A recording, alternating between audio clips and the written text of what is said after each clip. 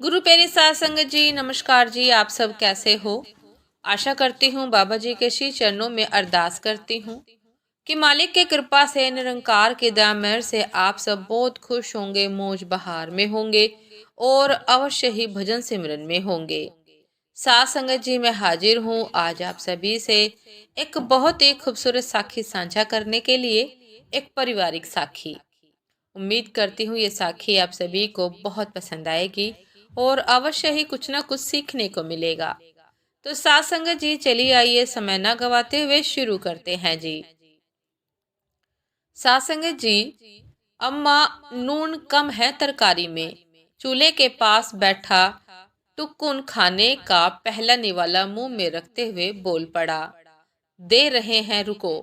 अम्मा ने इतना कहते हुए नमक के डब्बे में हाथ लगाया तो टुकुन ने हाथ आगे कर दिया। नहीं, हाथ में नहीं देंगे। इतना कहकर अम्मा ने थाली में नमक रख दिया। हाथ में काहे नहीं?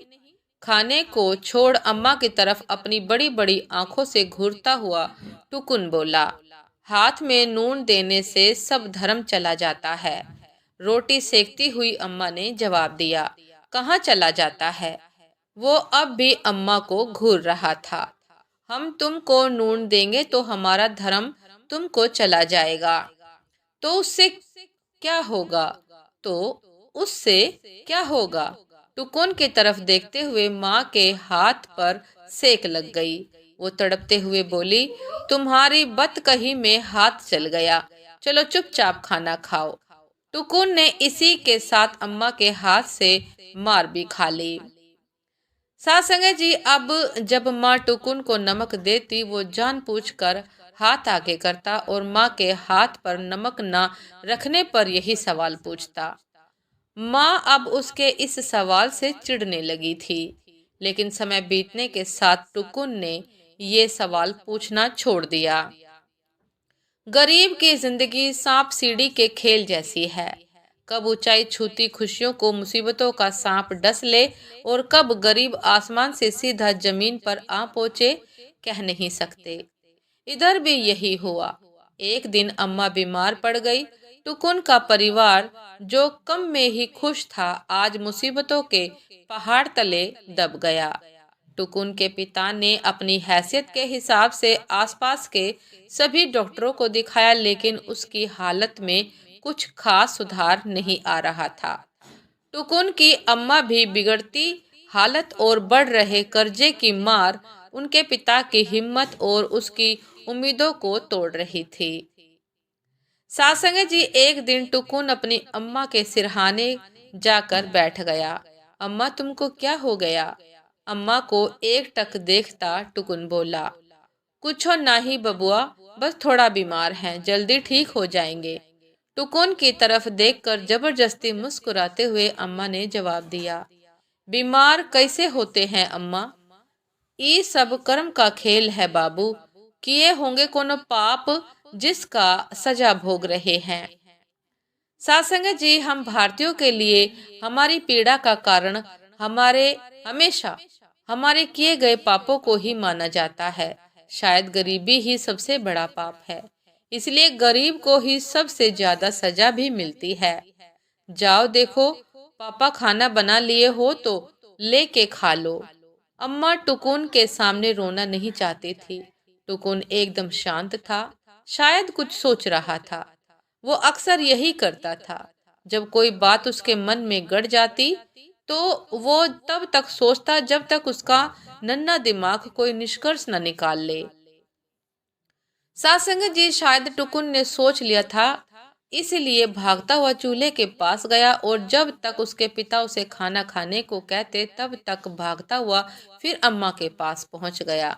अम्मा, हाथ दो। क्या हुआ? हाथ दो ना। क्यों तंग कर रहा है टुकुन? जाके खाना खा ले। कमजोरी की वजह से चिड़चिड़ी हो चुकी अम्मा ने थोड़ा चिढ़कर कहा। अम्मा, एक बार हाथ दो ना। ये लो। अम्मा जानती थी कि टुकुन बहुत जिद्दी है। जब तक वो हाथ ना आगे करेगी तब तक वो कहीं नहीं जाएगा। इसीलिए उसने हाथ आगे कर दिए। अम्मा की खुली हथेली पर टुकुन ने अपनी नन्ही सी मुट्ठी खोल दी। मुट्ठी में समाया सारा नमक अम्मा की हथेली पर जमा हो गया। अम्मा, अब हम तुमको अपना सारा धर्म दे दिए हैं। तुम्हारा सारा पाप कट जाएगा और तुम बहुत जल्दी ठीक हो जाओगी। टुकुन के चेहरे पर संतोष था और माँ की आंखों में हैरानी, करुणा, स्नेह मिले आंसू। अम्मा समझ नहीं पा रही थी इस पर टुकुन से क्या कहे। उसने टुकुन को करीब बुलाया और सीने से लगा लिया। टुकुन के पिता दूर से ये सब देखकर मुस्कुराते रहे।